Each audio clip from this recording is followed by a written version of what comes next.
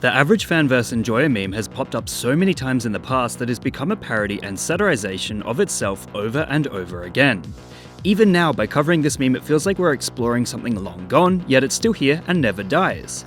The forms it has inspired and taken inspiration from include but are not limited to Virgin vs Chad from 2016 and 2017, the Yes Chad Nordic Gamer vs Soyjack meme from early 2019, the original Soyboy vs Zaraboss meme from 2019, the Swoldoge vs Cheems meme from early 2020, and so on and so forth.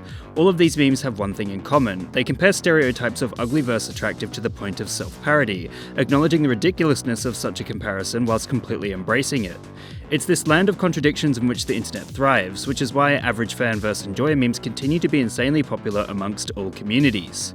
This is also why many of the things that the enjoyer likes are arbitrary or intentionally ridiculous, like believing in a flat earth or championing Fallout 76 in order to never take itself seriously. If we take a look at the original fan versus enjoyer meme, we have to go back to late 2019, when Twitter user OsInotVivo posted what is widely regarded to be the first example of the meme.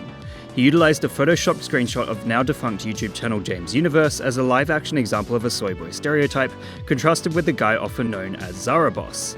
The soyboy stereotype stems from the 2015 term new male, which references a nerdy stereotype of person who likes to smile with their mouth open and wears glasses, hence the overly exaggerated open mouth in the meme.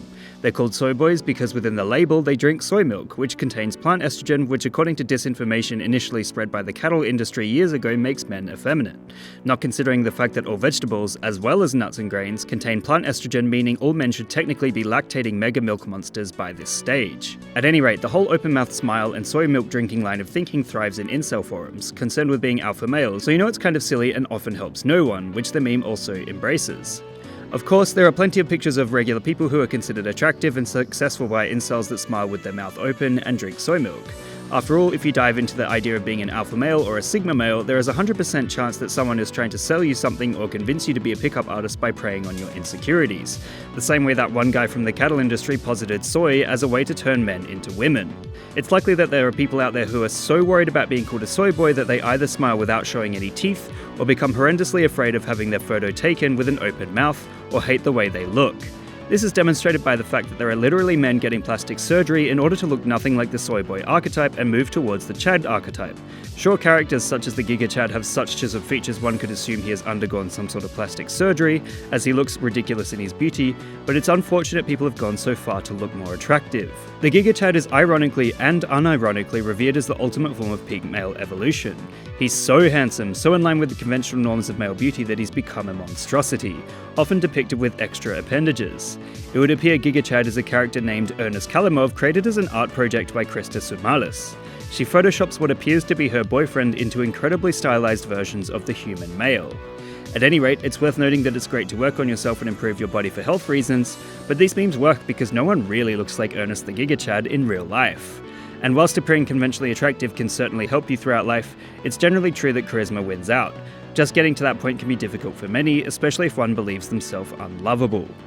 This brings us to a huge surge in interest via TikTok, which actually changed the template to the Bring Me the Horizon Can You Feel My Heart version we see today from the Soyboy vs Zaraboss version. This was achieved by TikTok user gibberish.bra on January 26th this year, who popularized the use of the song Can You Feel My Heart. Then the meme was later evolved by Socialism Done Left to include a sped up video of It's Me Fraz plus the actual GIGACHAD instead of Zaraboss. The most interesting thing about this meme is perhaps the evolution it's gone through to get to the stage it's at. It's fascinating to see how these memes evolve over time, and it's likely a lot of people who use them aren't aware of what they actually mean. It's not long before you see a Soyjack meme being shared on Facebook by your auntie or uncle, completely unaware of what a soy boy or GIGACHAD is. Also spawning in the same vein as fan vs enjoyer is the Big Brain vs Little Brain meme, which blew up in May 2020 as a reaction to an actual comic created by Instagram page Success Pictures in 2019. The exact same concept as Little Brain vs Big Brain is being communicated in the enjoyer meme. The person with the small brain is getting mad and can't control his emotions, whilst the person with the big brain is calm and collected. Whilst it's true you don't need to justify yourself constantly to win an argument, this is of course a bit silly in itself. It's recognised that one needs to communicate in order to win an argument instead of standing still and not saying anything, which is why these memes end up cleverly satirising themselves. This is why so much of the subject matter on behalf of the person with the big brain is utterly ridiculous.